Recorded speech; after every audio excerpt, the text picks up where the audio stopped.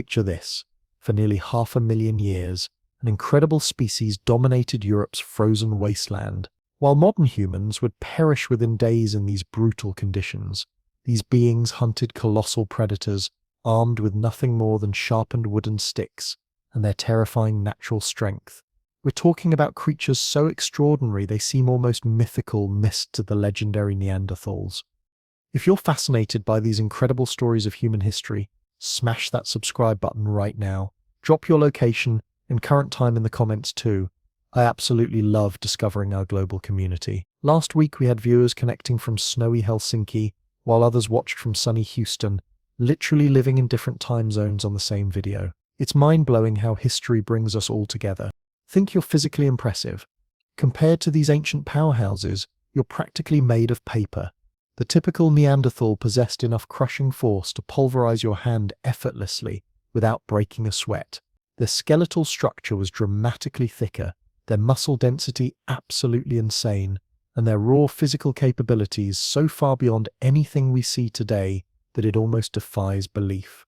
For decades, mainstream science painted them as primitive, backward cave dwellers, hunched-over brutes, lacking intelligence or survival skills.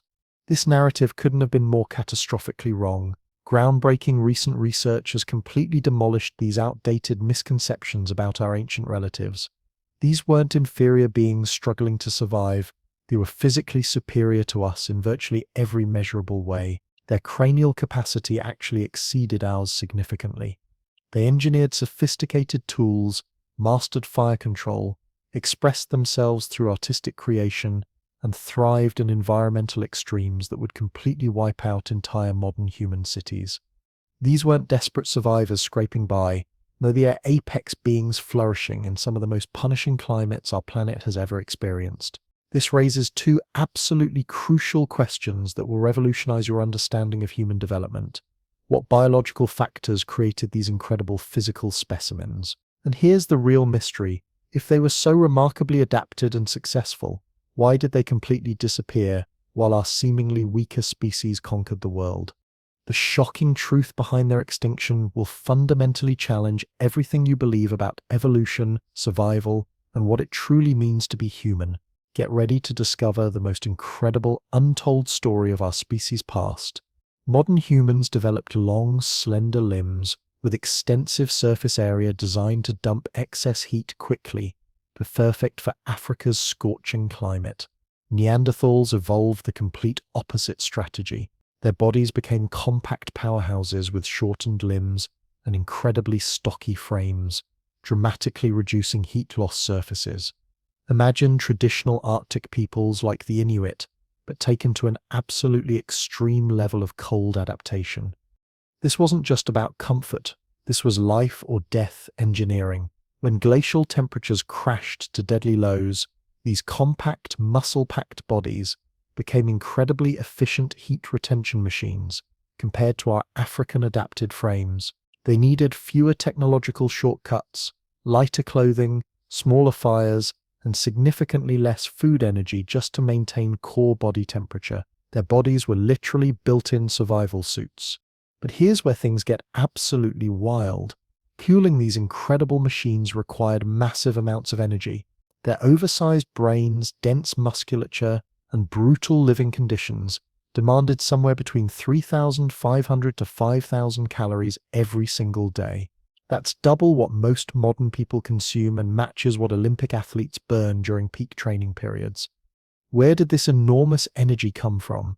Almost entirely from meat. Scientific analysis of their bone chemistry reveals they were apex predators, consuming massive quantities of deer, bison, wild horses, even terrifying prey like woolly rhinoceros and mammoths. In many regions, they became reindeer specialists, timing their hunts perfectly with seasonal migrations and ambushing entire herds at strategic landscape bottlenecks. They weren't completely carnivorous. Recent dental analysis has uncovered traces of grains, roots, and even medicinal plants stuck in their teeth. However, the overwhelming evidence points to a diet absolutely dominated by high-energy animal products, especially during those brutal northern winters when plant foods simply vanished from the landscape.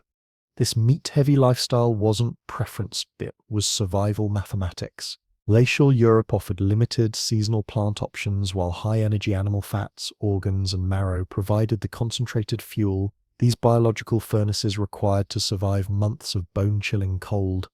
How they obtained all this meat showcases their absolutely incredible hunting abilities.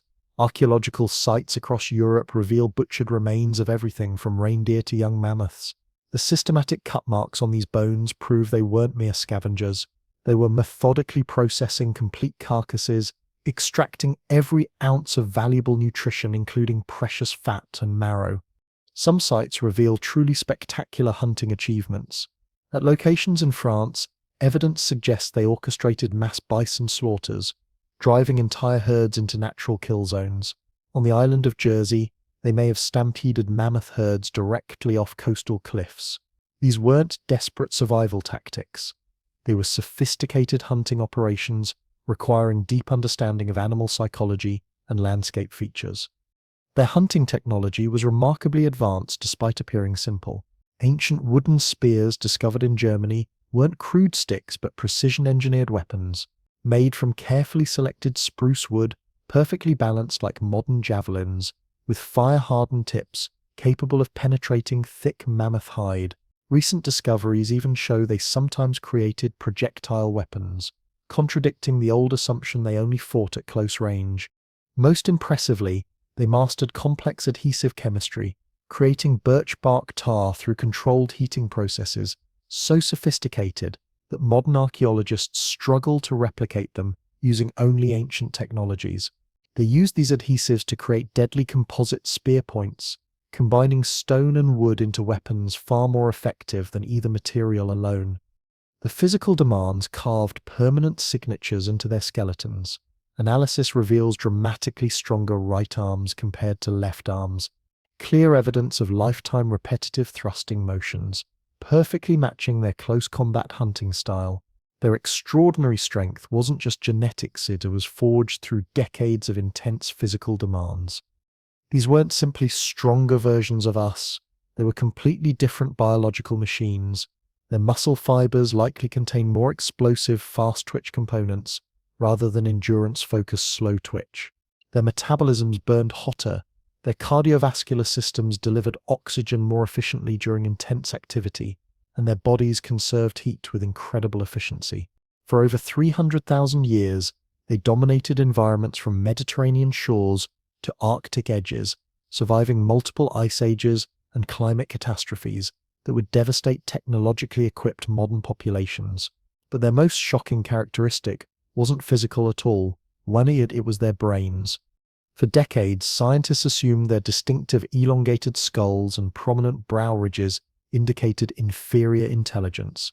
This assumption was catastrophically wrong. When researchers finally measured complete Neanderthal brain volumes, they discovered something absolutely mind-blowing. Neanderthal brains were actually larger than ours, averaging 1,600 cubic centimeters compared to our 1,400. Some specimens reached massive 1,740 cubic centimeters, exceeding even the largest modern human brains. While brain organization differed slightly from ours, with enhanced areas for vision and motor control, they possessed well-developed frontal lobes governing planning, decision-making, and social intelligence. They weren't cognitively inferior, they were cognitively specialized for their demanding lifestyle, with enhanced spatial awareness, visual processing, and motor control, perfect for navigating complex terrain while hunting massive, dangerous prey at close quarters. Their sensory capabilities were equally remarkable, with larger eye sockets suggesting enhanced vision, particularly in low-light forest conditions during those endless winter months. Their nasal structure indicates potentially superior smell capabilities compared to modern humans. This sensory superiority gave them massive advantages as hunters who needed to track wounded prey across vast territories and detect lurking predators in their dangerous world. Even their hearing appears specially evolved for their demanding lifestyle. Analysis of ancient Neanderthal ear bones reveals they possessed different auditory capabilities than us, with enhanced sensitivity to specific sound frequencies, perfect for detecting approaching prey or communicating with hunting partners across dense forest environments. These weren't random evolutionary accidents. Every single sensory adaptation reveals highly specialized humans whose entire biology was precision engineered for success. As Ice Age hunters dominating European forests and grasslands, but the evidence for their incredible sophistication extends far beyond just impressive brain size and sensory capabilities. The archaeological record recalls Neanderthals engaged in behaviors once considered exclusively modern human traits, multiple activities requiring abstract thinking, long-term planning, and complex cultural knowledge passed down through generations. They mastered fire control not merely for warmth, but for sophisticated cooking techniques that transformed tough, fibrous plant materials into easily digestible nutrition, potentially unlocking significantly more calories from their already demanding diet. Their tool-making abilities were absolutely remarkable, creating complex implements requiring multiple manufacturing stages and combining different materials with impressive precision. They demonstrated profound compassion by caring for injured and elderly community members, evidenced by numerous skeletons showing healed injuries that would have required months of dedicated care and protection to survive.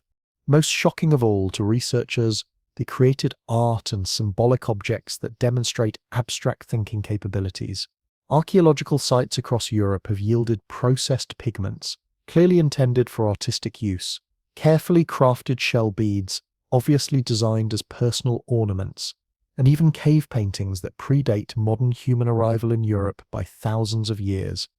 At Brunel Cave in France, archaeologists uncovered something absolutely extraordinary that revolutionized our understanding of Neanderthal behavior.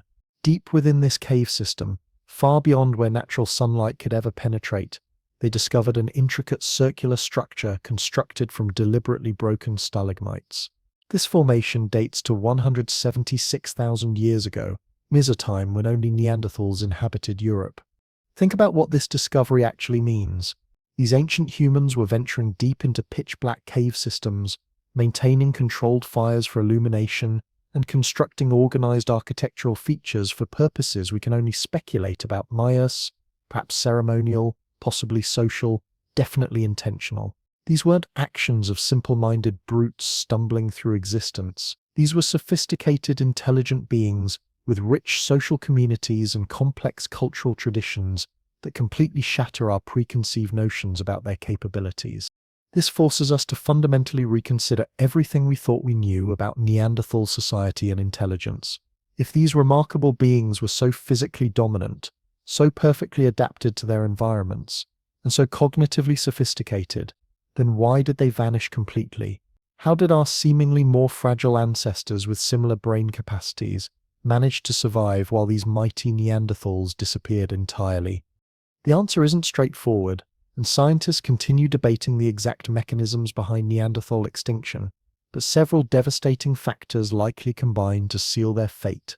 Climate change played a crucial role. Around 40,000 years ago, Europe experienced catastrophic rapid climate fluctuations called Heinrich, sudden extreme cold snaps that dramatically transformed the ecosystems. Neanderthals had mastered over hundreds of thousands of years. These climate disasters potentially devastated the populations of their preferred prey species, making their high-calorie, meat-dominated diet increasingly difficult to sustain. Modern human arrival in Europe around 45,000 years ago introduced another pressure. These newcomers brought different technologies, alternative hunting strategies, and possibly superior social organization that provided competitive advantages in rapidly changing environments. Interestingly, there's minimal evidence for direct violence between Neanderthals and modern humans. No mass burial sites or weapon-damaged skeletons, suggesting warfare or systematic genocide. However, even peaceful resource competition could have gradually pushed Neanderthal populations toward demographic collapse. Disease transmission may have delivered the final blow. Modern humans migrating from Africa likely carried pathogens that Neanderthals had never encountered and possessed zero immunity against. These novel diseases could have devastated Neanderthal communities already stressed by climate catastrophes and resource competition. Here's the most fascinating twist. Neanderthals didn't actually disappear completely. Genetic analysis of modern human populations outside Africa reveals that most of us carry between 1 and 4% Neanderthal DNA in our genomes. undeniable proof that our ancestors didn't simply replace Neanderthals, but actively interbred with them. This interbreeding suggests that rather than total replacement, Neanderthals were partially absorbed into expanding modern human populations.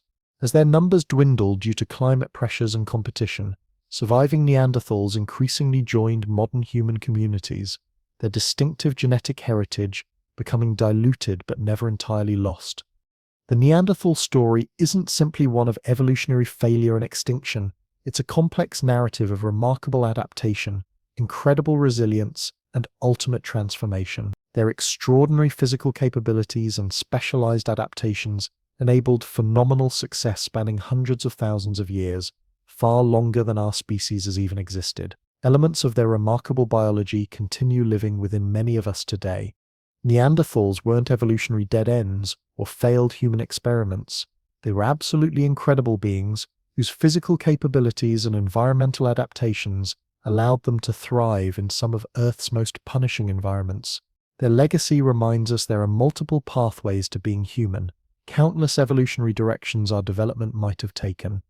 As we've discovered, Neanderthals were genuine physical freaks of nature, their bones stronger, muscles more powerful, bodies more resilient to cold and trauma than ours could ever hope to be.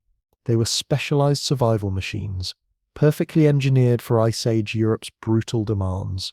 But their story continues evolving as new discoveries emerge and analytical techniques advance, constantly revolutionizing our understanding of these remarkable humans. The evidence couldn't be clearer. Neanderthals weren't primitive brutes, but sophisticated, powerful humans whose biology and culture were perfectly adapted for surviving and thriving in Ice Age Europe's challenging environments. Their extraordinary physical strength represented just one aspect of complex, successful adaptations that enabled European dominance for hundreds of thousands of years. This mounting evidence is forcing scientists to completely revolutionize their understanding of these ancient humans. Let's examine their technological achievements that will absolutely blow your mind. For over 150 years, experts dismissed the Mousterian stone tool tradition associated with Neanderthals as relatively primitive and unchanging compared to the rapidly advancing technologies of early modern humans. This assessment was catastrophically wrong. Deeper investigation reveals sophisticated capabilities that demand serious respect. Neanderthals were absolute masters of the Levallois technique, an incredibly complex stone tool production method requiring meticulous planning and flawless execution. This technique involves preparing stone cores in highly specific ways to control the exact shape and size of resulting tool flakes, creating implements with predetermined forms perfectly designed for particular tasks. This isn't crude rock smashing. This demands abstract thinkings, the mental ability to visualize finished tools hidden within raw stone blocks and precise motor control to execute necessary strikes with millimeter accuracy. Modern experimental archaeologists attempting to recreate these tools often need years of intensive practice to achieve skill levels evident in even average Neanderthal implements. Their technological mastery extended far beyond stone knapping. Archaeological sites across Europe reveal Neanderthals created and utilized complex adhesives for attaching stone points to wooden shafts, engineering more effective composite weapons. Their most sophisticated adhesive was birch bark tar mice, a substance requiring an incredibly complex multi-stage production process. Creating birch bark tar demanded carefully heating birch bark in low oxygen environments at precisely controlled temperatures. Too cool and tar won't form properly. Too hot and everything simply burns away. This process requires not just fire mastery, but advanced understanding of pyrotechnology, once considered exclusively modern human knowledge. The complexity is so extreme that contemporary archaeologists struggle to recreate this process using only technologies available to Neanderthals. Yet these ancient humans routinely produced these adhesives across Europe for tens of thousands of years, absolutely testament to their remarkable cognitive capabilities and technological expertise. Their fire mastery went far beyond adhesive production. Evidence shows they strategically positioned hearths within living spaces, controlled fire temperatures for different purposes, and utilized flames not just for warmth, but for cooking, hardening wooden implements, and possibly ritual activities. At Abric Romani in Spain, archaeologists discovered multiple hearths arranged in purposeful layouts within living areas, proving Neanderthals organized their environments with sophisticated planning. These hearths created distinct activity zones, some for tool manufacturing, others for food processing, still others potentially for sleeping areas. Their toolkit wasn't limited to stone and wood either. Multiple sites reveal bone tools, implements crafted from animal bones that were shaped and polished for specific functions. At Aubry-de-Maras in France, researchers discovered specialized Neanderthal bone tools called lissoirs, implements used for working animal hides, making them more flexible and water-resistant. What's absolutely remarkable about these tools is they represent the first documented instance of technology that later became common among modern humans. This isn't Neanderthals copying modern human innovations. These bone tools predate modern human arrival in the region by thousands of years. This represents clear independent invention, providing further evidence of Neanderthal cognitive sophistication and technological innovation. Even more shocking was the 2020 discovery of direct evidence for fiber technology used by Neanderthals. At Aubry-de-Maras in France, researchers found a 3-ply cord fragment made from inner bark fibers dating between 41,000 and 52,000 years ago, the oldest direct evidence of string or cord manufacturing ever discovered. This discovery's significance cannot be overstated. Creating twisted fiber cordage requires understanding multiple complex concepts, such as how materials can be processed to extract usable fibers, how those fibers can be twisted to create stronger strands, and how strands can be combined to create even stronger cord. This implies mathematical understanding of patterns and processes once thought uniquely human. Cordage isn't just significant as standalone technology, it's the foundation for countless other innovations. Ropes, nets, bags, clothing, shelter components all depend on creating and using cordage. This technology's presence suggests Neanderthals possessed access to entire ranges of complex tools and equipment that simply haven't preserved in archaeological records. We've known Neanderthals were expert hunters, but recent research reveals just how sophisticated their hunting strategies actually were. Far from simple opportunistic predators, Neanderthals employed complex planned hunting tactics, requiring intimate knowledge of animal behavior and landscape features. Sites across Europe show Neanderthals strategically positioned themselves to intercept migrating herds at natural landscape bottlenecks, places where terrain would concentrate animals and make them more vulnerable. They coordinated group hunts with different individuals playing specific roles in pursuing and taking down dangerous prey. Some sites suggest they employed drive hunting techniques where hunter groups work together, channeling animals toward ambush points or natural traps like ravines or swampy areas. This coordinated hunting requires not just physical prowess, but sophisticated communication, detailed planning, and shared knowledge of both terrain and prey species behavior. Their hunting sophistication is reflected in prey selection. Animal remains from Neanderthal sites show they weren't taking whatever animals they encountered randomly. They selectively targeted prime-aged adult animals, ones in their physical peak, providing maximum nutritional benefit, despite being most dangerous to hunt. This selective hunting isn't simple-minded brute behavior. It reflects complex decision-making, weighing risks against benefits, and requires extensive knowledge passed down through generations. This represents sophisticated hunter-gatherer behavior, with rich cultural traditions and deep ecological understanding. Their ecological knowledge extended beyond hunting. Plant remains and residues from Neanderthal sites show they exploited wide ranges of plant resources for food, medicine, and materials. They weren't just meat-eaters, they were knowledgeable foragers understanding which plants were edible, which had medicinal properties, and which could be used for technological purposes. Analysis of dental calculus Humal-Farden plaque on Neanderthal teeth has revealed traces of numerous plant species, including some with medicinal properties.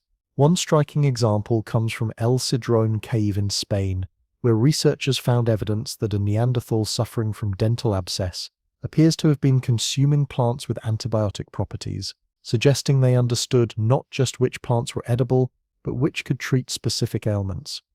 This sophisticated ethnobotanical knowledge understanding which plants serve which purposes requires not just individual learning, but cultural transmission across generations. It's yet another evidence line pointing to complex Neanderthal societies with accumulated knowledge and traditions. Perhaps most surprising and controversial is their apparent capacity for symbolic expression, ornaments, and potentially ritual practices once thought exclusively human traits. For decades, scientific consensus held that symbolic behavior emerged suddenly with modern humans, representing a cognitive leap separating us from all other hominins. Evidence from Neanderthal sites is shattering this narrative. Multiple European sites show Neanderthals collected and processed colored pigments like red and yellow ochre. These materials had no obvious practical use, but may have been used for body decoration, coloring animal hides, or creating visual symbols. At Cueva de los Aviones in Spain, researchers found perforated seashells stained with pigments, apparently worn as ornaments dating over 115,000 years ago, long before modern humans arrived regionally. Similar finds suggest this wasn't isolated occurrence but widespread Neanderthal practice. Even more astonishing is evidence for Neanderthal cave art at La Pasiega Cave in Spain. A ladder-like symbol painted in red ochre dates to more than 64,000 years ago, at least 20,000 years before modern humans arrived in Europe. Similar dates have been obtained for hand stencils at Moltraviso Cave and red geometric symbols at Ardales Cave, both in Spain. If these dates prove accurate, and they remain controversial among some researchers, they provide clear evidence that Neanderthals were creating symbolic representations long before encountering modern humans. This would dramatically refute ideas that symbolic thought was unique to Homo sapiens. Less controversial but equally significant is evidence for Neanderthal constructions deep within cave systems. At Bruniquel Cave in France, archaeologists discovered circular structures made from deliberately broken stalagmites, located more than 300 meters from cave entrances in complete darkness. These structures date to 176,000 years ago, when only Neanderthals inhabited Europe. The implications are absolutely profound. Creating these structures required not just planning and cooperation, but artificial light control. Neanderthals maintained and controlled fire while venturing deep into cave systems. The structure's purpose remains mysterious, showing no habitation evidence or practical use, suggesting possible ritual or symbolic significance. These aren't actions of simple instinct-driven brutes. These are behaviors of beings with complex inner lives, capable of abstract thought, symbolic representation, and potentially spiritual or ritualistic practices. Perhaps the most humanizing aspect of Neanderthal behavior is their apparent care for one another. Multiple Neanderthal skeletons show evidence of serious injuries and disabilities that healed before death, individuals who could only have survived with dedicated community support and care. The legendary Old Man of La Chapelle-aux-Saints represents a perfect example. This elderly Neanderthal suffered from severe arthritis, a damaged hip, missing teeth, and multiple other conditions that would have made hunting or physically demanding tasks nearly impossible. Yet he survived to a remarkably advanced age by Paleolithic standards, proving his community continued providing care despite his inability to contribute productively. Similar cases appear at other sites. Individuals with serious injuries or birth defects who survived years after becoming disabled. This isn't behavior of creatures focused solely on immediate survival. This demonstrates social bonds, genuine compassion, and recognition of individual value beyond immediate usefulness, minus quintessentially human characteristics. Then we encounter the burials. Multiple sites across Europe and the Middle East reveal Neanderthal remains positioned in contexts strongly suggesting intentional burial. Bodies were placed in natural or artificially created depressions, sometimes in curled positions, and occasionally accompanied by what appear to be grave goods, objects deliberately placed with the deceased. At Shanidar Cave in Iraq, several Neanderthal burials have been discovered, including the famous flower burial mentioned earlier. While flower placement interpretation remains controversial, the deliberate burial itself is unquestionable. Recent excavations at La Chapelle-aux-Saints in France have strengthened the burial case further.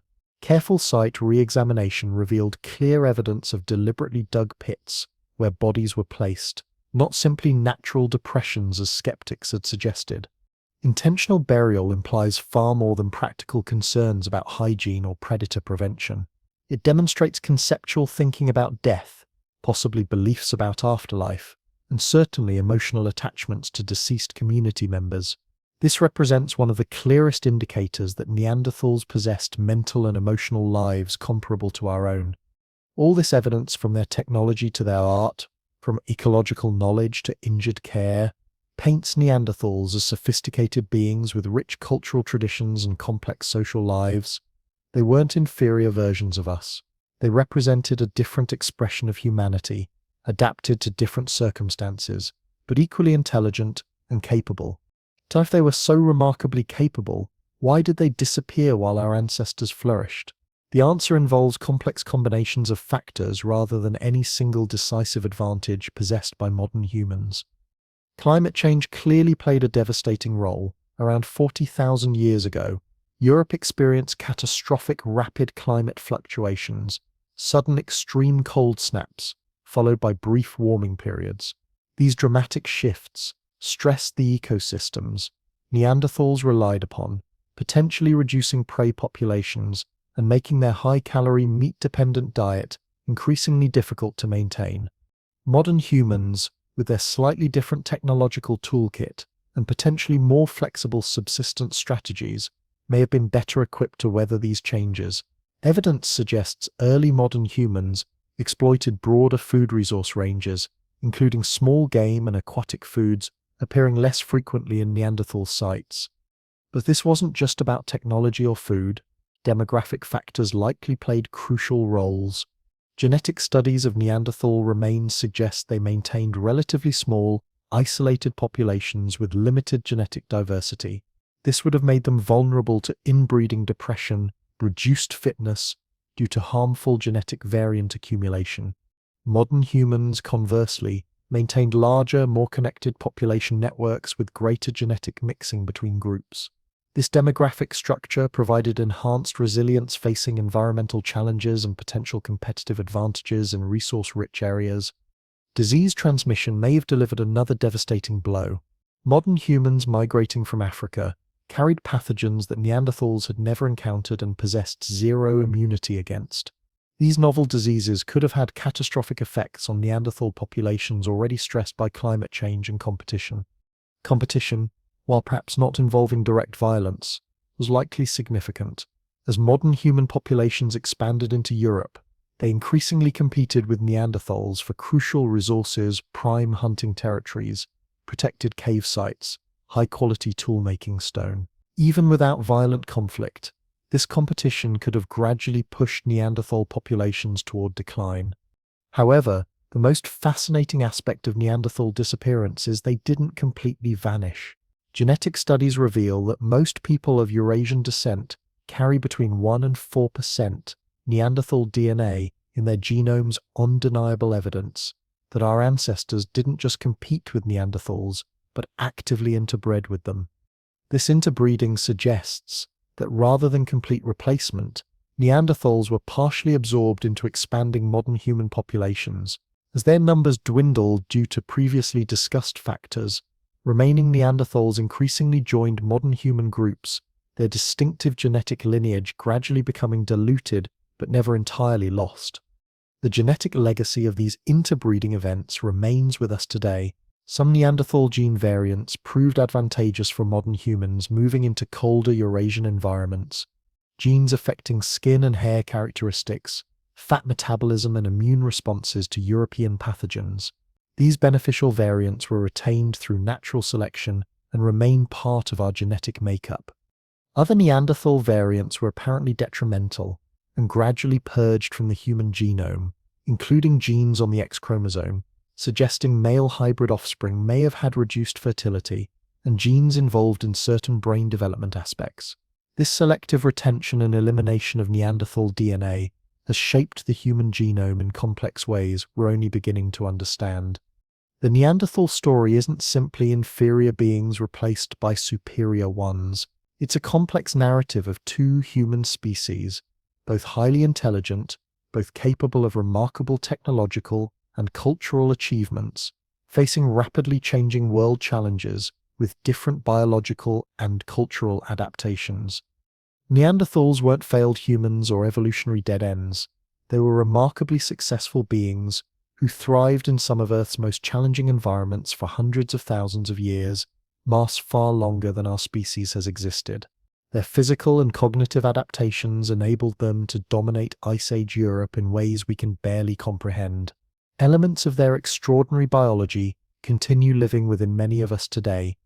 As we continue discovering more about these incredible beings, our appreciation for their capabilities only grows.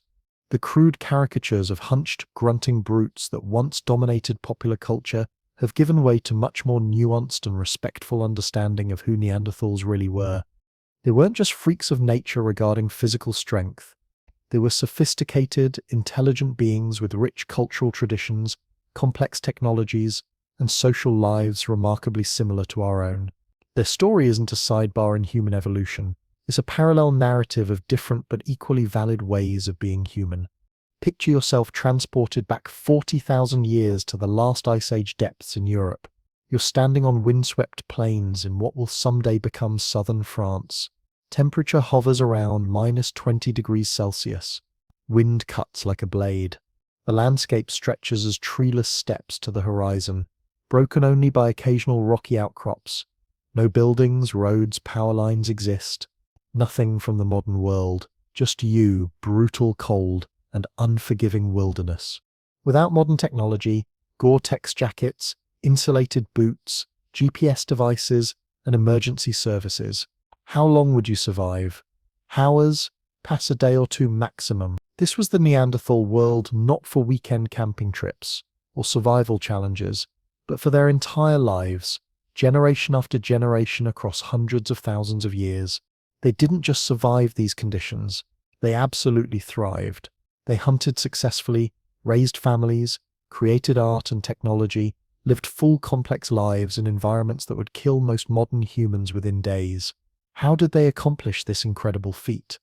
The answer lies not just in their physical adaptations, though those were certainly crucial, but in their social structures, accumulated knowledge, and sophisticated technologies they developed, technologies only recently beginning to receive deserved recognition.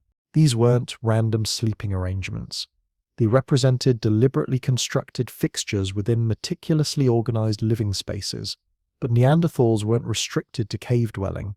At open-air sites like Moldova and Ukraine, archaeologists discovered evidence of constructed dwellings, non-sophisticated structures built using mammoth bones as foundations and supports, likely covered with hides to create protected living environments. Even in regions lacking natural caves, these weren't temporary overnight shelters. They show clear evidence of repeated occupation and careful maintenance over extended periods. What's particularly remarkable about these living spaces is the evidence they provide for long-term planning and resource management capabilities. Neanderthals weren't simply reacting to immediate survival needs, they were anticipating future requirements and preparing accordingly.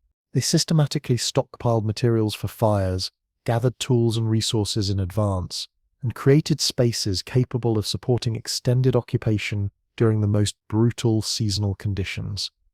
This incredible foresight extended to their food acquisition strategies as well. Far from being opportunistic scavengers or simple hunters taking whatever prey they stumbled upon, Neanderthals employed sophisticated strategies requiring intimate knowledge of animal behavior and landscape features. Studies of animal remains from Neanderthal sites reveal patterns indicating highly organized hunting practices. At numerous sites, bones show focused targeting of specific prey species during particular seasons: reindeer during autumn migrations, ibex during summer months when they descended to lower elevations, bison when they congregated in valleys during winter. This selective hunting required not just advanced tracking skills, but deep understanding of animal migration patterns and seasonal behaviors. Evidence also shows they transported specific animal parts back to living sites, the most nutritionally valuable portions providing highest energy return for carrying effort. This selective transport isn't random or instinctive behavior. It reflects calculated decisions about resource efficiency, demonstrating sophisticated planning and accumulated knowledge. Perhaps most impressive is evidence for communal hunting techniques. At Le Côte de Saint Brelade in Jersey, an island in the English Channel, archaeologists found remains of dozens of mammoths and rhinoceroses at cliff bases. The distribution pattern suggests Neanderthals were orchestrating massive drive hunts, stampeding entire herds toward cliff edges, causing them to fall to their deaths. A hunting technique requiring coordination among multiple individuals playing different specialized roles.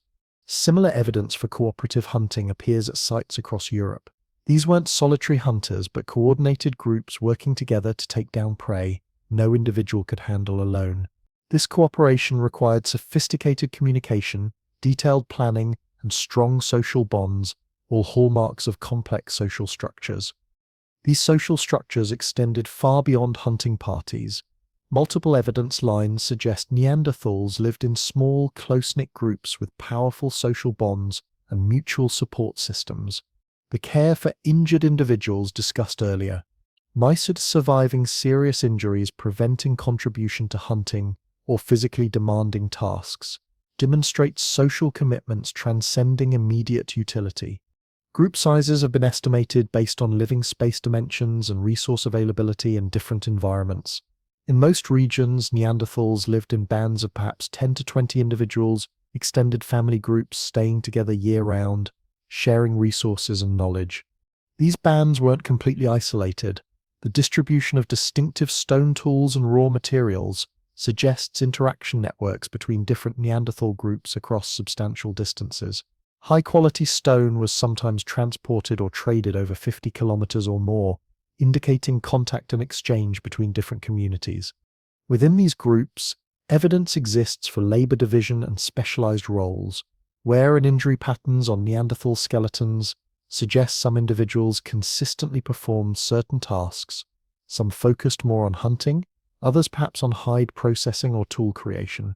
This specialization allows groups to accomplish more than if everyone were generalists. It's another indicator of social complexity.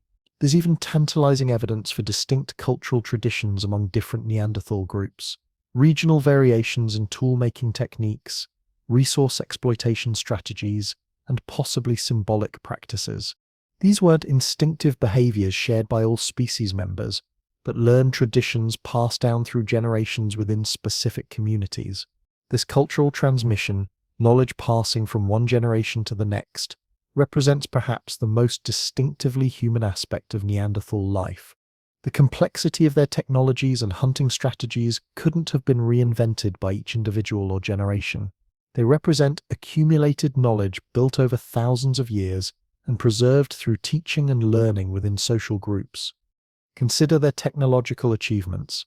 Neanderthal stone tool sophistication has long been recognized, but recent research reveals they were capable of much more than flint knapping.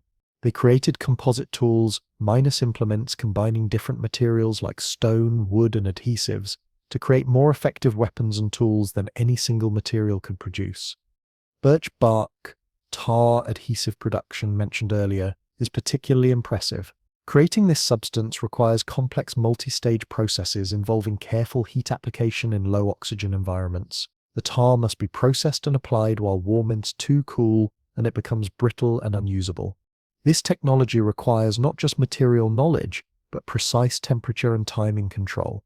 Experimental archaeologists attempting to recreate this process using only technologies available to Neanderthals have achieved limited success. The fact that Neanderthals routinely produced these adhesives across Europe for tens of thousands of years speaks volumes about their technological sophistication and cultural knowledge depth. They weren't just making tools, they were engaging in complex manufacturing processes requiring planning, precision, and specialized knowledge. This isn't simple brute behavior acting on instinct. It's intelligent beings work with rich cultural traditions and accumulated technical expertise. Their technological prowess extended to fibers and cordage as well. The 3-ply cord fragment discovery at Abri-de-Maras in France indicates they understood how to process plant materials, extracting usable fibers, how to twist those fibers, creating stronger strands, and how to combine strands, creating even more robust cord. This might seem simple to modern minds, but represents fundamental innovation underlying countless other technologies. Cordage provides foundation for nets, bags, snares, fishing lines, and complex tool components like bows. Its transformative technology vastly expanding human accomplishment potential, and Neanderthals mastered it tens of thousands of years ago. Fiber technology evidence raises intriguing questions about other perishable technologies Neanderthals might have developed. Did they create basketry, woven mats, nets for fishing or trapping small game? The cordage fragment suggests these possibilities, though direct evidence remains scarce due to poor organic material preservation in most archaeological contexts. We know they processed animal hides, creating what were likely clothing and shelter components. At multiple Neanderthal sites, archaeologists found specialized tools used for scraping and softening hides, indicating not just animal skin use for practical purposes, but sophisticated understanding of transforming raw hides into more useful materials. The bone tools discovered at Abri du Marais and Pech de Lazy in France, the lissoirs or smoothers used for hide working, represent another technological refinement level. These weren't simply stones picked up opportunistically, but carefully crafted implements designed for specific tasks. Their creation required selecting appropriate bones, shaping them to desired forms, and polishing them, creating smooth working surfaces necessary for effectively processing hides. This specialized tool creation suggests not just technical knowledge, but specialized roles within Neanderthal societies, Indis, individuals developing particular skills and perhaps focusing on specific tasks. Fire technology represented another area where Neanderthals demonstrated remarkable sophistication. They weren't just using naturally occurring fires, started by lightning strikes, they were creating and controlling fire for multiple purposes. Hearths found at Neanderthal sites show repeated use and maintenance evidence, with different areas seemingly designated for different fire-related activities.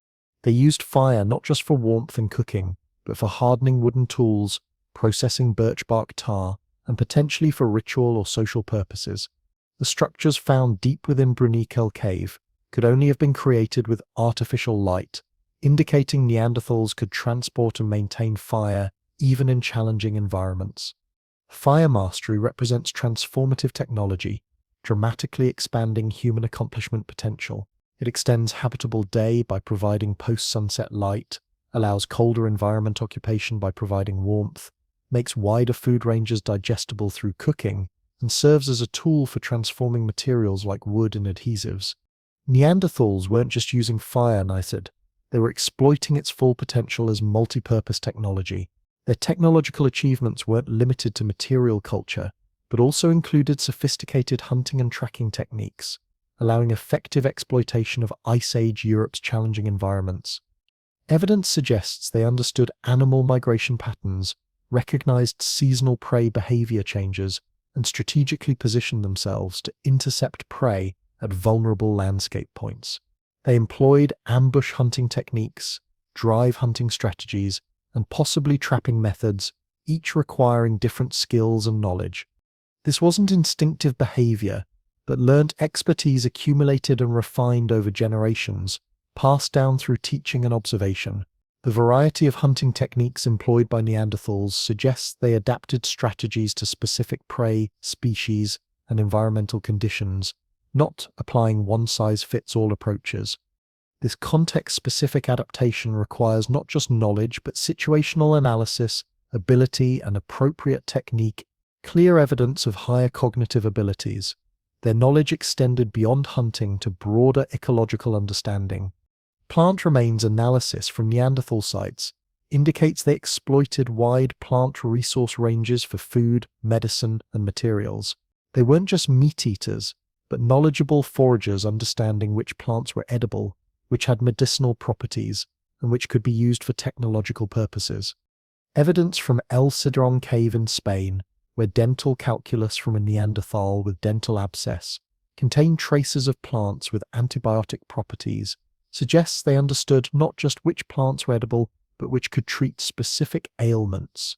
This medicinal knowledge represents another sophisticated cultural tradition, built over generations and passed down through social learning. All these technological and knowledge systems, from tool making to fire control, from hunting techniques to medicinal practices, represent cultural adaptations, allowing Neanderthals to thrive in environments that would quickly kill most modern humans without technological assistance.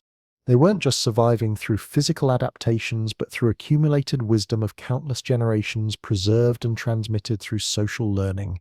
This brings us to perhaps the most fascinating aspect of Neanderthal life, their apparent capacity for symbolic thought and expression. For decades, scientific consensus held that symbolic behavior, martial art, ritual, ornaments, and other non-utilitarian expressions emerged suddenly with modern humans and represented cognitive leaps, separating us from all other hominins. But evidence from Neanderthal sites is shattering this narrative. The perforated and pigment-stained seashells from Cueva de los Aviones in Spain, dating over 115,000 years ago, suggest Neanderthals were creating and wearing ornaments long before modern humans arrived in Europe. These weren't practical tools, but personal decoration items, objects likely holding symbolic meaning within Neanderthal social contexts. The red ochre paintings in Spanish caves, the ladder-like symbol at La Paziega, hand stencils at Maltreviso, geometric patterns at Ardales, dated to more than 64,000 years ago, suggest Neanderthals were creating visual symbols millennia before modern humans reached these regions. If these dates prove accurate, they provide compelling evidence that symbolic expression wasn't unique to Homo sapiens, but was within Neanderthal cognitive capabilities as well. The circular structure deep within Bruniquel Cave, created 176,000 years ago, represents perhaps the most enigmatic evidence for symbolic behavior. This arrangement of broken stalagmites located far from cave entrance in complete darkness shows no evidence of practical use, suggesting it may have held ritual, social, or symbolic significance, clear evidence of abstract thinking and purposeful symbolic behavior that completely revolutionizes our understanding of these remarkable ancient humans. It appears this structure was created for purposes transcending immediate utility, perhaps ritualistic, possibly social, but undeniably symbolic in nature. These aren't isolated findings, but part of mounting evidence suggesting Neanderthals possessed what might be called a symbolic mind, the capacity to assign meaning to objects and actions beyond their immediate practical value. This capacity underlies not just art and ornaments, but potentially language, ritual, and other complex social behaviors we consider quintessentially human. The question of whether Neanderthals possessed language remains one of the most intriguing and challenging aspects of research into these ancient humans. Direct evidence is scarce. Language leaves no fossils, but multiple indirect evidence lines suggest they likely possessed complex communication systems. Neanderthal vocal tract anatomy, reconstructed from fossil remains, indicates they were physically capable of producing sound ranges similar to modern human speech. The hyoid bone, Minder's small throat bone supporting the tongue, and crucial for speech production, from a Neanderthal at Khabara Cave in Israel, is virtually identical to modern humans. Genetic evidence is equally suggestive. Neanderthals possessed the FOXP2 gene, often called the language gene because mutations cause severe speech and language disorders in modern humans. The Neanderthal version was remarkably similar to ours, suggesting they may have had comparable language capabilities. But perhaps the most compelling evidence comes from their social behavior and technology complexity. The coordination required for cooperative hunting, the teaching necessary to transmit complex technological knowledge, like birch bark tar production, the apparent labor division within social groups. All these behaviors would be extremely difficult to accomplish without sophisticated communication systems. Language isn't just about physical sound production ability, it's about cognitive capacity to use symbols representing concepts and combining those symbols according to consistent rules. Evidence for symbolic thought in other domains, art, ornaments, possibly ritual, suggests Neanderthals possessed cognitive foundations for language use. If they possessed language, what might it have been like? We can only speculate, but given their environment and lifestyle, Neanderthal language might have been rich in terminology related to hunting, animal behavior, weather patterns, and landscape features. It might have included sophisticated ways to communicate about past events and future plans essential for coordinating hunting strategies and seasonal movements. It likely included social language, ways to express relationships, emotions, and group identity. This brings us to another fascinating aspect of Neanderthal life: the emotional and spiritual worlds. Evidence for intentional burial suggests they had concepts about death and perhaps afterlife beliefs. Care for injured individuals indicates strong social bonds and empathy. Possible ritual structures like Brunikel Cave suggest they may have had spiritual or religious concepts. These aren't behaviors of simplistic beings concerned only with immediate survival needs.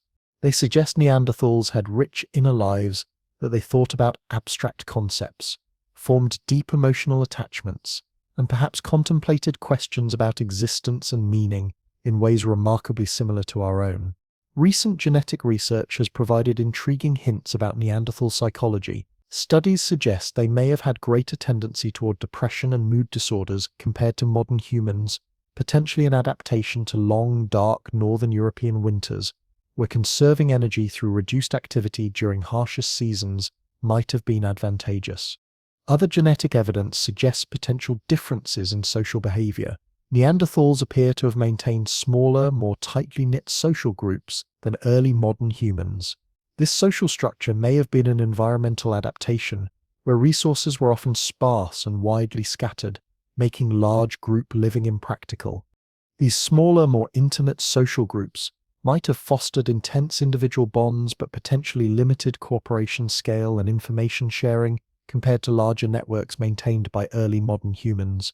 This social structure difference, not any individual cognitive capacity deficit, may help explain some cultural development differences between the two species.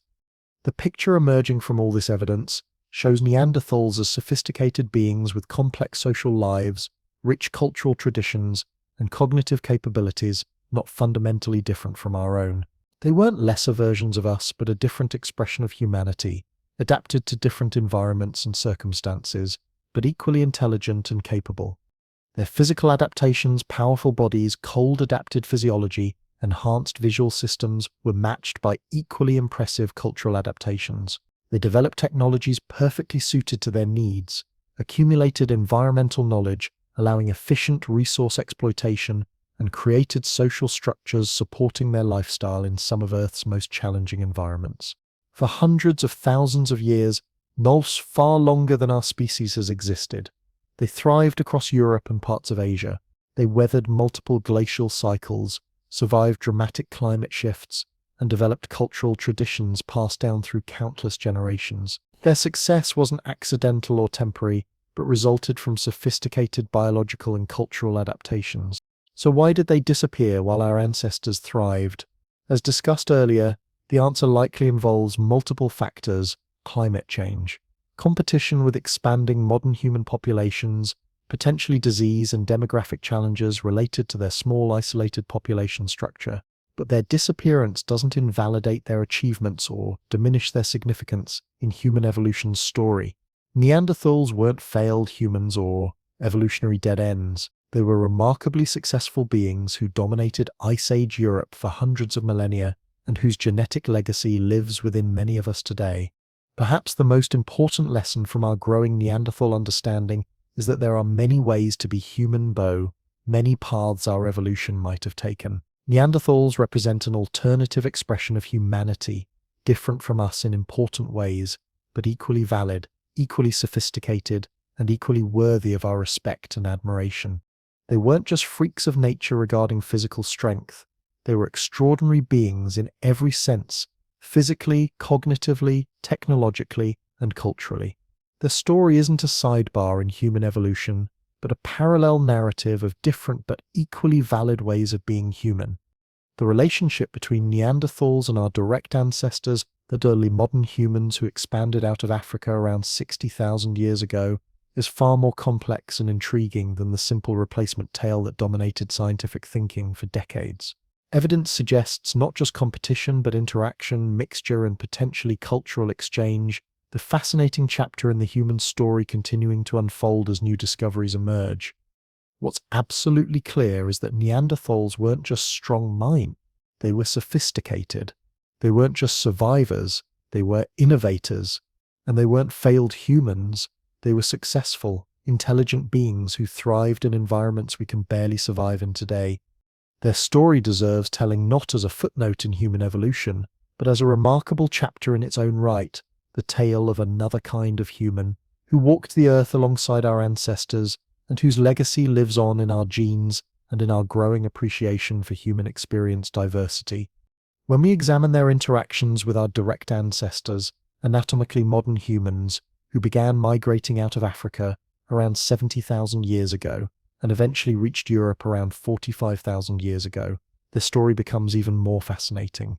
The traditional narrative was simple and dramatic superior modern humans, armed with more advanced technology and greater intelligence, rapidly replaced primitive Neanderthals through resource competition or direct conflict. It was a compelling story positioning our ancestors as inevitable victors in an evolutionary contest. But like so many simple narratives about complex historical processes, it was fundamentally wrong.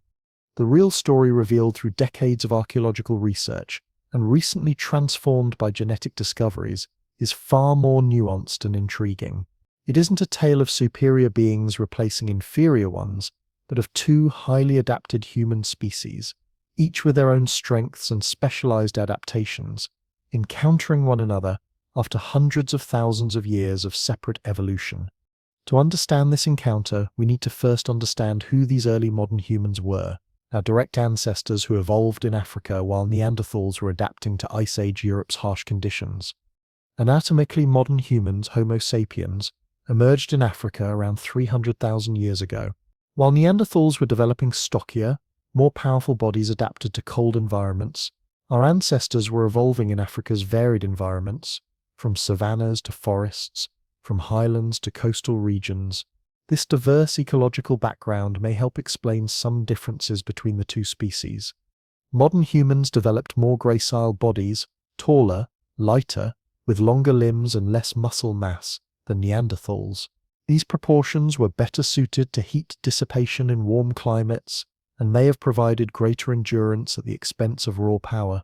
Where Neanderthals were sprint specialists, modern humans were marathon runners capable of persistence hunting, involving tracking prey over long distances until animals collapsed from exhaustion.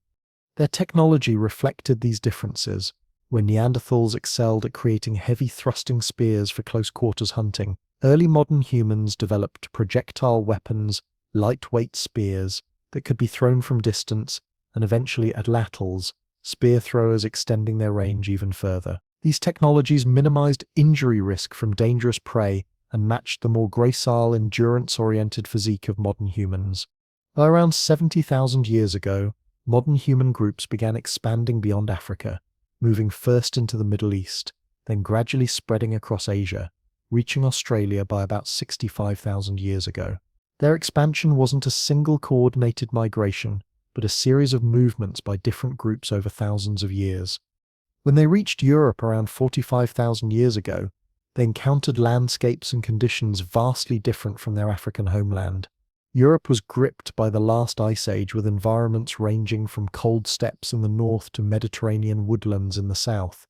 And inhabiting these challenging landscapes were the Neanderthals, humans, whose bodies and cultures had been adapting to these conditions for hundreds of thousands of years. What happened when these two human species met? For decades, the archaeological records seemed to tell a simple story. Modern humans appeared in Europe, and within a few thousand years, Neanderthals disappeared. This apparent correlation led many researchers to conclude that modern humans had simply outcompeted Neanderthals, perhaps due to superior technology, greater intelligence, or more efficient subsistence strategies. But recent discoveries have revealed a much more complex picture. The first bombshell came in 2010, when genetic researchers announced they had sequenced the Neanderthal genome and made a startling discovery. Most people of Eurasian descent carry between 1 and 4% Neanderthal DNA in their genomes. This was clear evidence that our ancestors didn't just compete with Neanderthals, they interbred with them. Subsequent genetic studies have refined our understanding of this interbreeding. It appears to have occurred multiple times between 45,000 and 55,000 years ago, primarily in the Middle East, but potentially in Europe as well. The pattern of Neanderthal DNA in modern human genomes suggests the interbreeding wasn't just rare, isolated events, but occurred with sufficient frequency to leave a lasting genetic legacy. that continues to influence human biology today. This discovery completely revolutionized our understanding of the relationship between modern humans and Neanderthals. It wasn't a straightforward case of one species eliminating another, but an incredibly complex process involving both fierce competition and intimate genetic mixing. Neanderthals didn't simply vanish into extinction in a very real sense. Aspects of them continue living within many of us today. The genetic evidence also unveiled something absolutely fascinating about this interbreeding's nature. Certain types of Neanderthal DNA were carefully retained in the modern human genome, while others were systematically eliminated over generations. This suggests some Neanderthal gene variants provided significant advantages to modern humans adapting to Eurasian environments, while others proved neutral or harmful. Among the beneficial Neanderthal gene variants that were preserved are those controlling skin and hair characteristics that may have helped modern humans adapt to northern latitudes with reduced sunlight exposure. Genes governing fat metabolism that could have aided survival in frigid climates, and crucial immune system genes that may have provided resistance to pathogens common in Eurasia, but completely absent in Africa. Conversely, there's a striking scarcity of Neanderthal DNA on the X chromosome and in genes related to male fertility, suggesting male hybrid offspring may have suffered reduced fertility, a common pattern when closely related species hybridize. There also appears to have been active selection against Neanderthal variants of certain genes involved in brain development, though the implications of this remain frustratingly unclear. The interbreeding between Neanderthals and modern humans wasn't merely a biological process. It must have involved complex social interactions as well. We can only speculate about the nature of these encounters, but they clearly involved sufficient social integration for mating and reproduction to occur repeatedly. Did individual Neanderthals join modern human communities? Did modern humans integrate into Neanderthal bands? Were there mixed communities where both species coexisted peacefully? The archaeological record provides tantalizing hints but frustratingly few definitive answers. What's absolutely clear is that the boundary between the two species was permeable enough for significant genetic exchange to occur over thousands of years. This genetic evidence has forced a fundamental reconsideration of the relationship between modern humans and Neanderthals. Rather than simple replacement, it now appears to have been an incredibly complex process involving both competition and gradual assimilation. As modern human populations expanded and Neanderthal populations declined, likely due to devastating combinations of climate change, resource competition, and possibly epidemic disease, the remaining Neanderthals may have increasingly joined modern human groups. Their distinctive genetic lineage gradually became diluted, but was never completely lost. Archaeological evidence for interaction between the two species is more ambiguous, but nonetheless intriguing. In several European regions, particularly France and northern Spain, archaeologists have identified cultural traditions that appear to blend elements of Neanderthal and modern human technologies. The most famous example is the Châtel-Perronian industry. It's a tool-making tradition found in central France and northern Spain dating to around 40,000 to 45,000 years ago. Châtel-Perronian tools combine elements typical of Neanderthal Mousterian technology with features more characteristic of early modern human Aurignacian industry, particularly the production of blade tools and bone implements.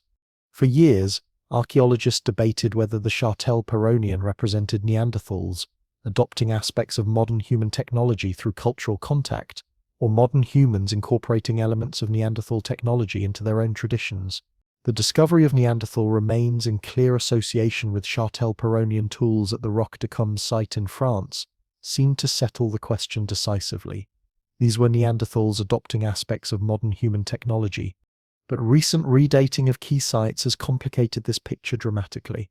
It now appears that in some regions the Châtel-Perronian may have developed before modern humans even arrived in the area, suggesting independent innovation by Neanderthals rather than borrowing from newcomers. In other regions, the chronological overlap between the two species is much clearer, making cultural exchange far more plausible. Whatever the exact mechanisms, it's absolutely clear that the relationship between Neanderthals and modern humans wasn't simply one of competition and replacement. There was interaction, genetic exchange, and potentially cultural transmission flowing in both directions. The old narrative of superior modern humans replacing primitive Neanderthals has given way to a much more nuanced understanding of a complex encounter between two highly adapted human species. This revised understanding raises absolutely fascinating questions about the nature of cognitive and cultural differences between the two species. If Neanderthals were capable of interbreeding with modern humans, adopting or independently inventing similar technologies, and potentially exchanging cultural knowledge, how genuinely different were they really? Genetic evidence suggests the two species diverged from a common ancestor between 500,000 and 700,000 years ago. This represents a significant period of separate evolution, busy enough time for substantial biological differences to develop, as evidenced by the distinct physical characteristics of Neanderthals and modern humans. But it's crucial to remember that for most of this time, both species were developing as intelligent, cultural beings within the genus Homo. The differences between Neanderthals and modern humans are better understood not as differences in fundamental cognitive capacity, but as differences in specialized adaptations to distinct environments and lifestyles. Neanderthals weren't less intelligent than modern humans, they were differently intelligent, their cognitive abilities precisely shaped by the specific challenges of life as Ice Age hunters in Europe. This perspective helps explain both the impressive achievements of Neanderthal culture, their sophisticated technologies, their successful adaptation to harsh environments, their apparent capacity for symbolic expression, and the differences between their cultural trajectory and that of modern humans. Modern humans evolving in Africa's more diverse environments may have developed greater cultural flexibility and ability to rapidly adapt their behaviors and technologies to new circumstances. This flexibility would have been tremendously advantageous as they expanded into new environments across Asia, Australia, and eventually Europe. It's not that they were smarter than Neanderthals, but that their cognitive adaptations were suited to a more mobile, exploratory lifestyle. Neanderthals, in contrast, appear to have developed incredibly deep, specialized knowledge adapted to specific European environments. Their technologies and subsistence strategies were highly effective for the conditions they faced, but may have been less adaptable to rapid environmental change. Again, this doesn't reflect lesser intelligence, but a different adaptive strategy, immense depth of knowledge rather than breadth. These different cognitive adaptations may help explain why modern humans were ultimately more successful, facing the rapid climate fluctuations characterizing the period between 40,000 and 30,000 years ago. As conditions changed dramatically, modern humans may have been able to adjust their behaviors and technologies more quickly, while Neanderthals' specialized adaptations became less viable. The social structures of the two species likely differed as well, with important implications for their interaction. Genetic evidence suggests Neanderthals lived in relatively small, isolated groups with limited interaction between communities. This social structure would have been perfectly suited to environments where resources were scattered and populations needed to be widely distributed, but it may have limited the exchange of innovations and made them vulnerable to localized extinction events. Modern humans, conversely, appear to have maintained larger social networks with more regular interaction between groups. This social structure would have facilitated rapid innovation spread, provided buffers against local resource shortages, and potentially given them a crucial demographic advantage when the two species came into direct competition. These differences in social structure may have played the decisive role in Neanderthals' ultimate fate. As climate fluctuations stressed local ecosystems and modern humans expanded into Neanderthal territories, the more connected modern human populations may have been better able to withstand these pressures than the relatively isolated Neanderthal bands. It is absolutely crucial to note that none of these differences imply modern humans were inherently superior to Neanderthals. Both species had developed highly successful adaptations to their respective environments. Neanderthals thrived in Ice Age Europe for hundreds of thousands of years, far longer than our species has existed. Their eventual disappearance wasn't due to any intrinsic deficiency, but to a complex interplay of factors including climate change, resource competition, and demographic challenges.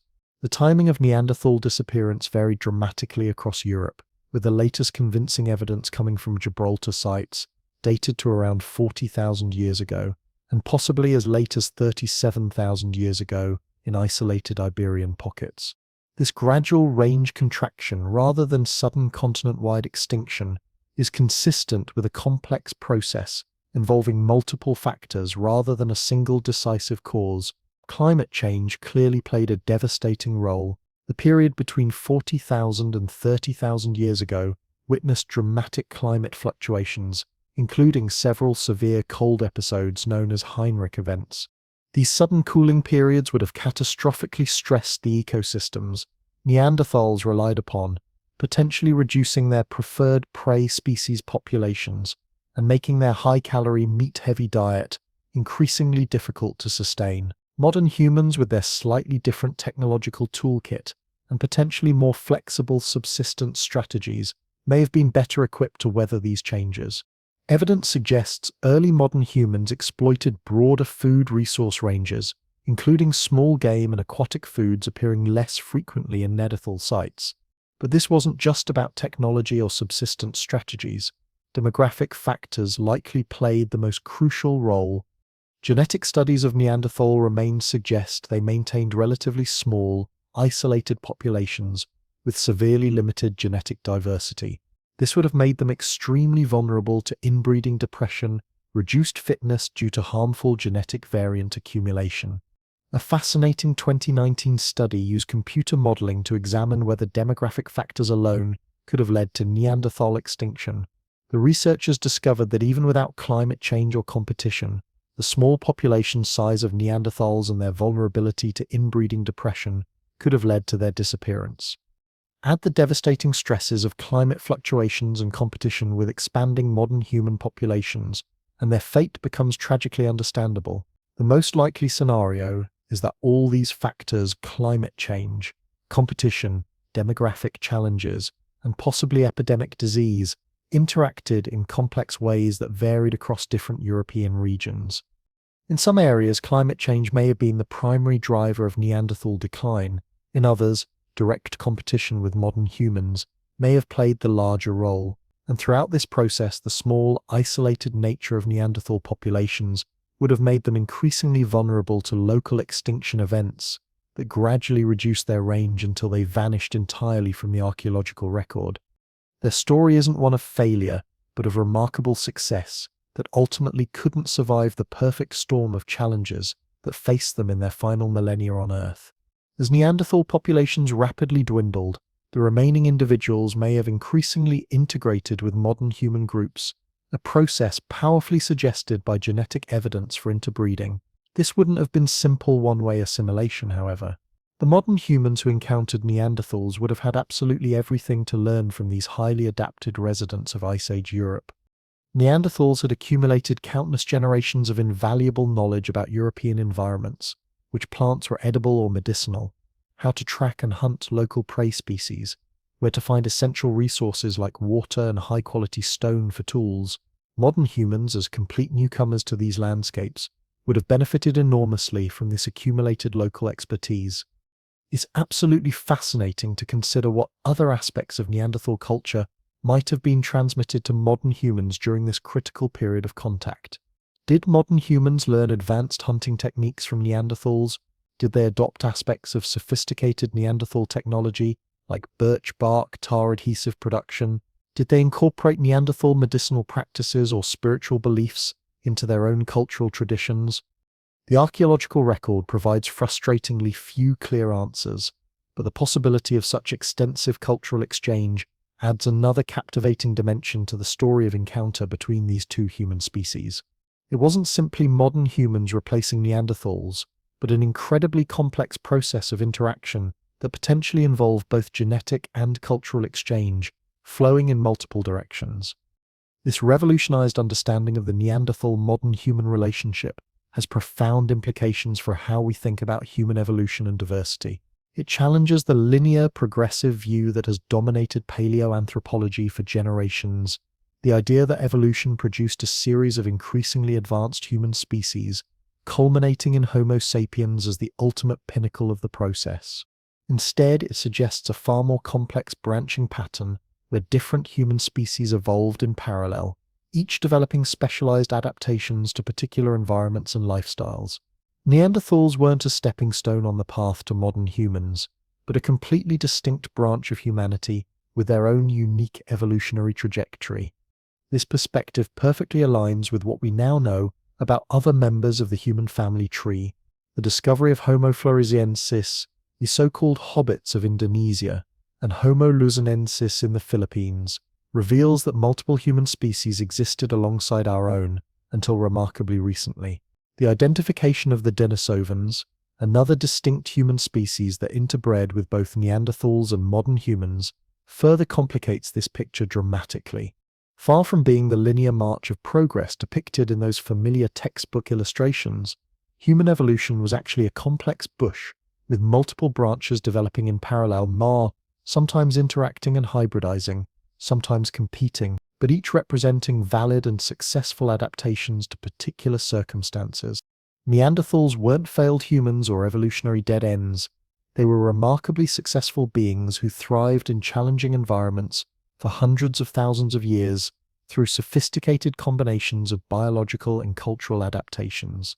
Their physical power is seen to those extraordinarily strong bodies that have been the focus of much of our exploration, was just one aspect of a complex and sophisticated adaptation to life in Ice Age Europe.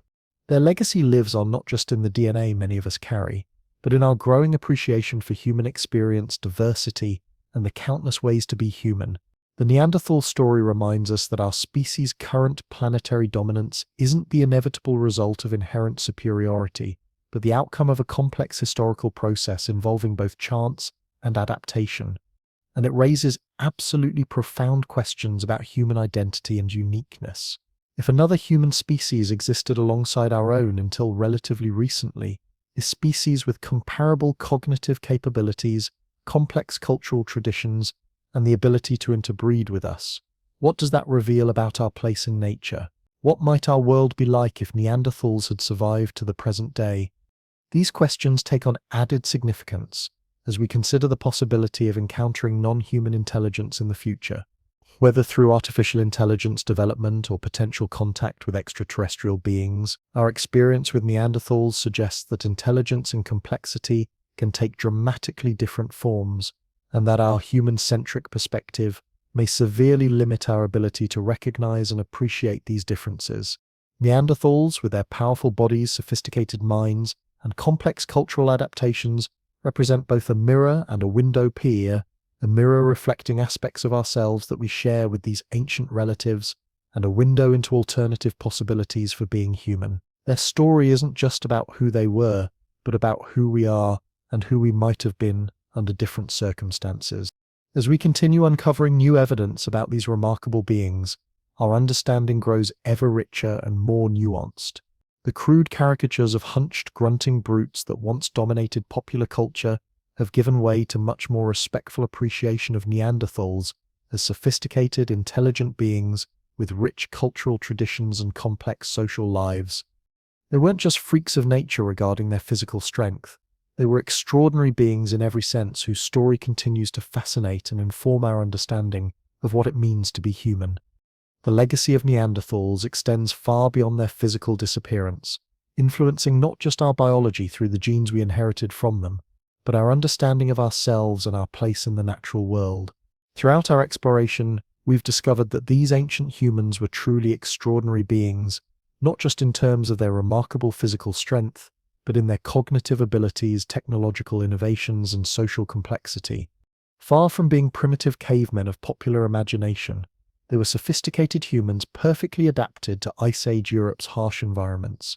But perhaps the most surprising aspect of the Neanderthal story is how their legacy continues influencing us today, not just through genes many of us carry, but through what their existence reveals about human nature and our evolutionary course. Let's examine their most direct legacy, the Neanderthal DNA living on in many modern humans. When researchers first sequenced the Neanderthal genome in 2010, they made the startling discovery that most people of Eurasian descent carry between 1 and 4% Neanderthal DNA in their genomes. This was conclusive evidence that our ancestors didn't simply replace Neanderthals, they interbred with them, and we carry the genetic legacy of those encounters. Subsequent research has revealed the complex pattern of this genetic inheritance. Not all Neanderthal genes were equally likely to be retained in the modern human genome. Some appear to have been advantageous and were favored by natural selection, while others were gradually eliminated from our gene pool. Among beneficial Neanderthal genes, many modern humans still carry a variance related to skin and hair characteristics that may have helped our ancestors adapt to northern latitudes with reduced sunlight. Neanderthals had been living in these environments for hundreds of thousands of years before modern humans arrived, developing genetic adaptations to cope with reduced UV exposure, adaptations that proved beneficial to modern humans moving into similar environments. Other retained Neanderthal genes are involved in fat metabolism and may have helped modern humans adapt to colder climates, where efficient energy storage and utilization were crucial for survival. Still others affect immune function, potentially providing resistance to pathogens prevalent in Eurasia, but not Africa, giving modern humans survival advantages as they expanded into new territories. The distribution of Neanderthal DNA in modern populations tells an intriguing story about human migrations and interactions. People of East Asian descent typically carry slightly more Neanderthal DNA than Europeans, suggesting multiple interbreeding episodes as modern humans spread across Eurasia. Indigenous populations in sub-Saharan Africa, whose ancestors didn't migrate through Eurasia, have little to no Neanderthal DNA, a pattern perfectly matching what we'd expect if interbreeding occurred primarily after modern humans left Africa. Some Neanderthal gene variants appear to influence traits going far beyond simple physical adaptations. Certain Neanderthal genes have been linked to aspects of neurological function, immune response, and even mood regulation. One fascinating example is a Neanderthal variant affecting depression risk, potentially representing an adaptation to Northern Europe's long, dark winters, where reducing activity during harshest seasons might have been advantageous. Other Neanderthal variants have been associated with conditions like Crohn's disease, type 2 diabetes, and even susceptibility to certain viral infections, including, intriguingly, severe COVID-19. The relationship between these genetic variants and disease risk is complex. What might have been adaptive in Paleolithic environments may have different effects in our modern world, with its dramatically different diet, lifestyle, and disease exposure. The pattern of Neanderthal genes that weren't retained in modern human genomes is equally revealing. There's notable scarcity of Neanderthal DNA on the X chromosome and in genes related to male fertility, suggesting male hybrids may have had reduced fertility, a common pattern in hybridization between closely related species. This reduced male fertility may help explain why overall percentage of Neanderthal DNA in modern humans remains relatively low despite evidence for multiple interbreeding events. There also appears to have been selection against Neanderthal variants of certain genes involved in brain development. The implications of this pattern remain unclear. It could reflect incompatibilities between Neanderthal and modern human neural development, or it might simply result from random evolutionary processes unrelated to cognitive function. What's absolutely clear is that we are, in a very real sense, part Neanderthal. Their genetic legacy lives on in most non-African populations, influencing various aspects of our biology in ways we're only beginning to understand. This biological connection to these ancient relatives forces us to reconsider traditional narratives of human origins and relationships between different human species. But Neanderthal legacy extends far beyond just genes they contributed to our DNA. Their very existence and our growing understanding of their sophisticated nature has fundamentally changed how we think about human evolution and diversity. For much of the 20th century, human evolution was portrayed as linear progression from primitive ape-like ancestors to increasingly advanced forms culminating in Homo sapiens as the process pinnacle. Neanderthals were positioned as a side branch, an evolutionary dead end that couldn't compete with our supposedly superior species. This linear, progressive view of human evolution reflected cultural biases of the time more than actual evidence, and the revolutionary understanding of Neanderthal sophistication has completely shattered this outdated perspective forever. It had positioned modern humans, particularly Europeans who dominated most research at the time, as inevitable winners of an evolutionary contest, conveniently justifying their global dominance as the natural outcome of superior capabilities. The revolutionary understanding of Neanderthals that has emerged in recent decades completely destroys this self-serving narrative. Neanderthals weren't primitive or less evolved, there were highly adapted humans whose physical and cultural characteristics reflected hundreds of thousands of years of successful evolution in specific environments. They weren't evolutionary dead ends, but remarkably successful branches of humanity that thrived for far longer than our species has even existed. This perspective perfectly aligns with what we now understand about human evolution more broadly. Rather than linear progress, evidence reveals a complex bush with multiple branches developing in parallel, each representing successful adaptations to particular circumstances. Modern humans aren't the culmination of this process, but simply the last surviving branch on a once much more diverse human family tree. This revolutionized understanding has absolutely profound implications for how we think about human identity and uniqueness. If another human species existed alongside our own until relatively recently, a species with comparable cognitive capabilities, complex cultural traditions, and the ability to interbreed with us, what does that reveal about our place in nature? What makes us human may not be unique to Homo sapiens, but shared across multiple species within the genus Homo. The Neanderthal story also shatters our assumptions about progress and adaptation. Their disappearance wasn't because they were somehow less advanced or capable than modern humans. It resulted from complex interplay of factors including climate change, demographic challenges, and specific historical circumstances of their encounter with our ancestors. Had circumstances been different, had the climate been more stable, had modern humans arrived in Europe at a different time, had Neanderthal populations been larger or more connected, the outcome might have been completely different. We might today live in a world where Neanderthals still existed as distinct populations, or where hybridization had proceeded further, creating more even genetic blends of the two species. These counterfactual scenarios aren't idle speculation. They highlight the contingent nature of evolutionary history. Our species' current planetary dominance isn't the inevitable result of inherent superiority, but the outcome of complex historical processes involving both chance and adaptation. Neanderthals remind us that evolution doesn't have predetermined direction or goals. It produces diversity, not progress towards some ideal form. This revolutionized understanding of human evolution has practical implications for how we approach conservation and biodiversity today.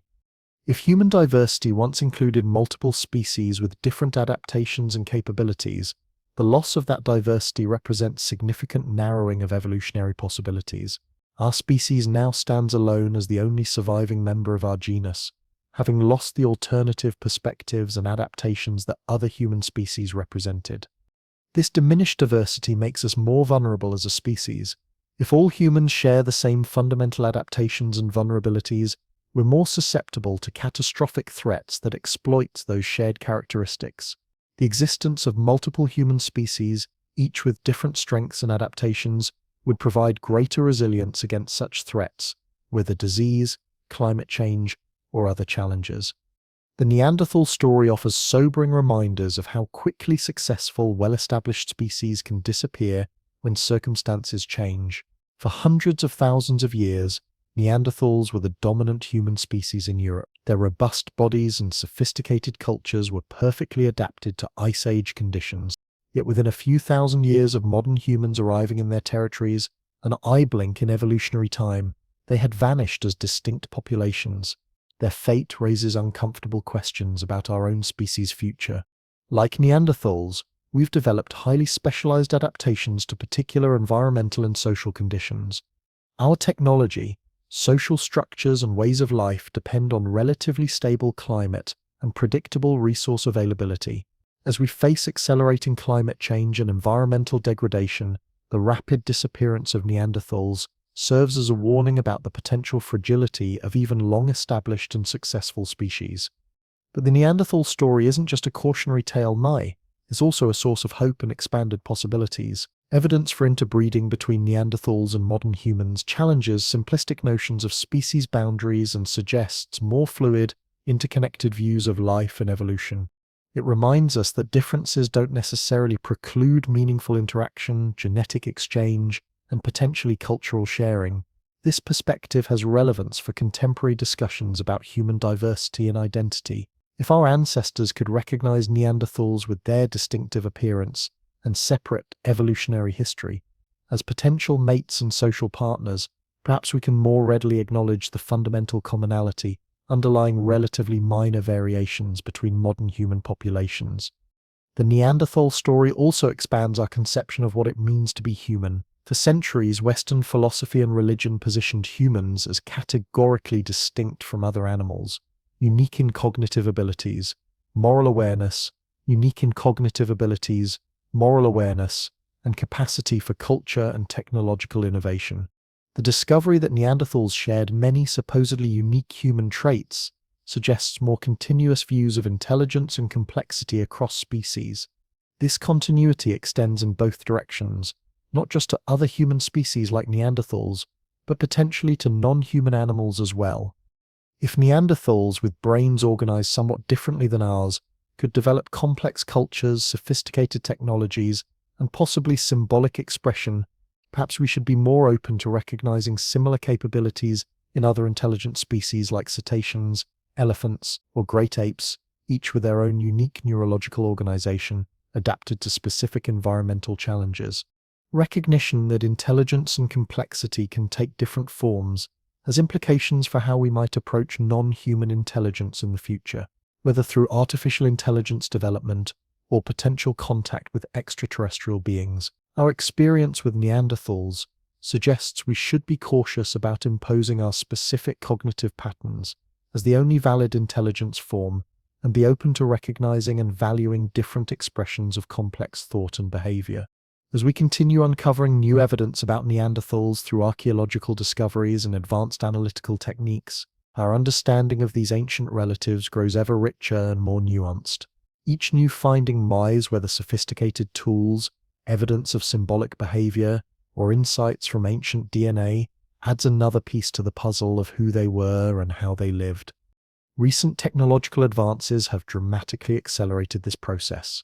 Improvements in DNA extraction and analysis techniques have allowed researchers to recover genetic material from increasingly ancient specimens, including some more than 100,000 years old. These advances have revealed not just the Neanderthal genome, but evidence of other extinct human species like the Denisovans, known almost exclusively from their DNA rather than physical remains.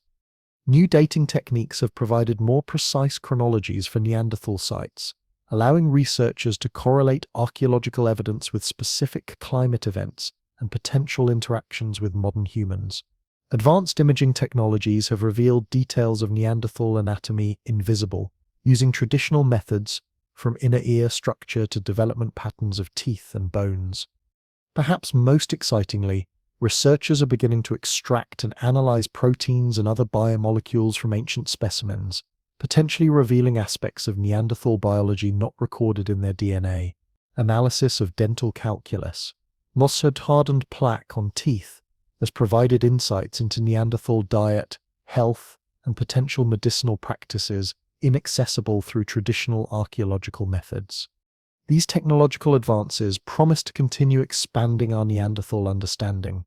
In coming years, we may reconstruct aspects of their sensory experiences, how they perceived their world through sight, smell, and hearing. We might gain insights into currently invisible aspects of their biology, from gut microbiomes to hormonal patterns, and we may track changes in their genetic diversity and population structure over time, revealing how they responded to climate fluctuations and other challenges throughout their long history.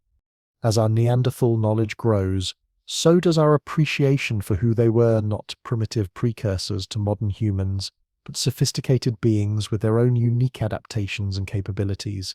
The crude caricatures of hunched, grunting brutes that once dominated popular culture have given way to much more respectful understanding of Neanderthals as complex, intelligent humans who thrived in challenging environments through combinations of biological and cultural adaptations. This revised understanding is gradually making its way into popular culture as well. Recent depictions of Neanderthals in documentaries, museum exhibits, and even fiction have moved away from stereotypical caveman images toward more accurate and respectful portrayals, emphasizing their humanity and sophistication. These cultural representations matter enormously. They shape public perception and influence how we think about human diversity and evolution.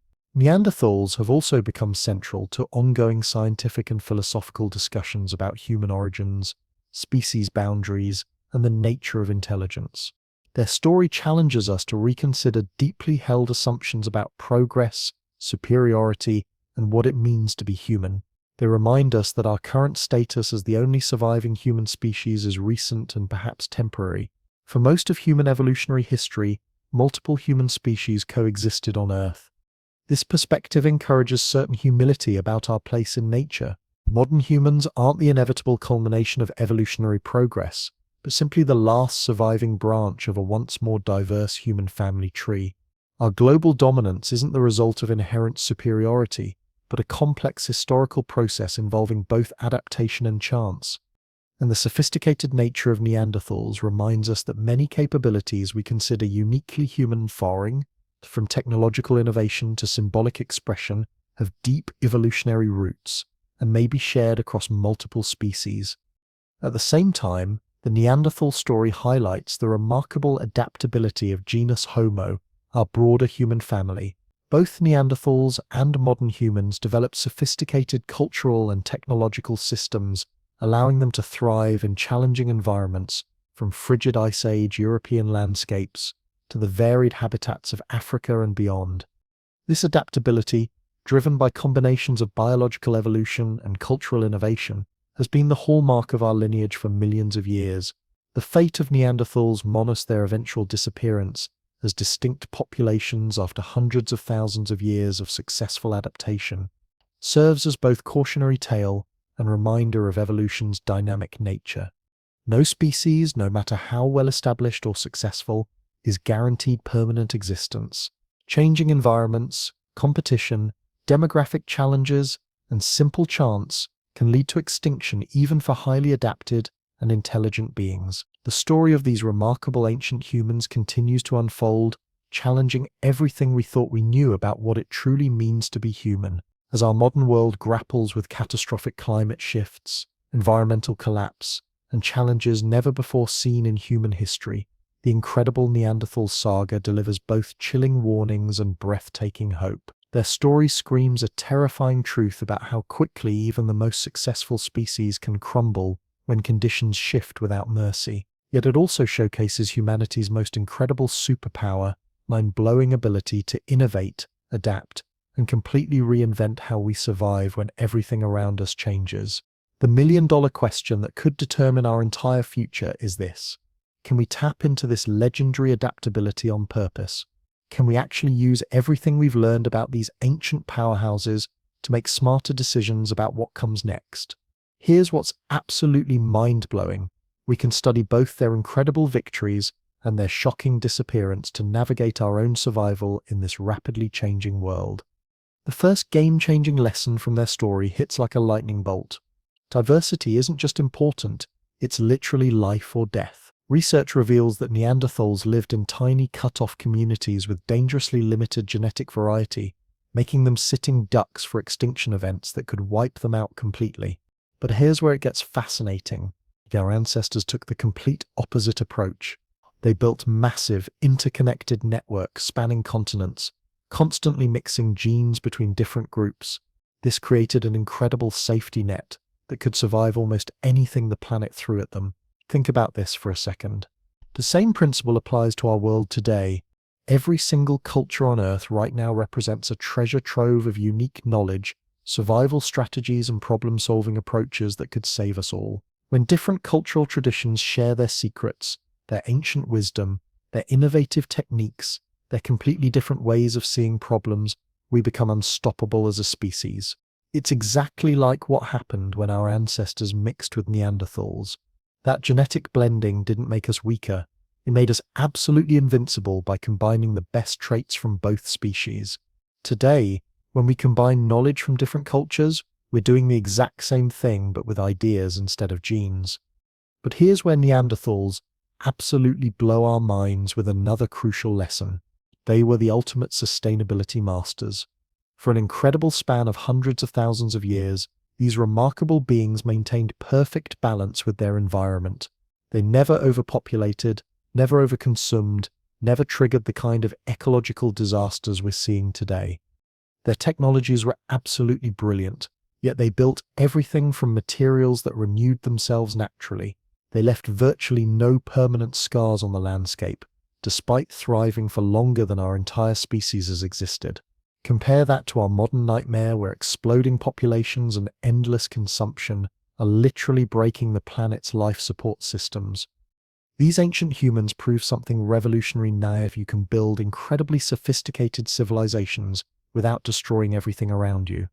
They're living proof that progress doesn't have to mean devastation, that intelligence doesn't require environmental suicide. Perhaps the most earth-shattering realization from their entire story is this was just one tiny chapter in an epic human tale that stretches back millions of years and includes multiple species with completely different superpowers and ways of living. Neanderthals weren't just strong myths, they were brilliant mirrors reflecting our own capabilities and incredible windows showing us alternative ways to be human. Their story isn't ancient history. It's a blueprint for understanding who we are right now and who we could become. Every time you look in a mirror, remember this mind-blowing fact: if you're like most people outside Africa, a significant part of what you're seeing contains the actual genetic legacy of these extraordinary ancient humans. They're not just fascinating museum pieces from our past, they're literally living inside us today. Their genes woven into our DNA, their story becoming part of our own identity. As we face the most complex challenges in human history, from climate catastrophe to global pandemics, from technological revolution to social upheaval, these ancient relatives offer us the perfect combination of reality check and inspiration. They show us how quickly success can turn to extinction, but they also demonstrate the incredible power of human adaptability and innovation. Their legacy continues exploding with new discoveries that keep rewriting everything we thought we knew about human evolution. They weren't primitive failures. They were sophisticated, complex beings whose incredible story makes us appreciate just how many different ways there are to be human.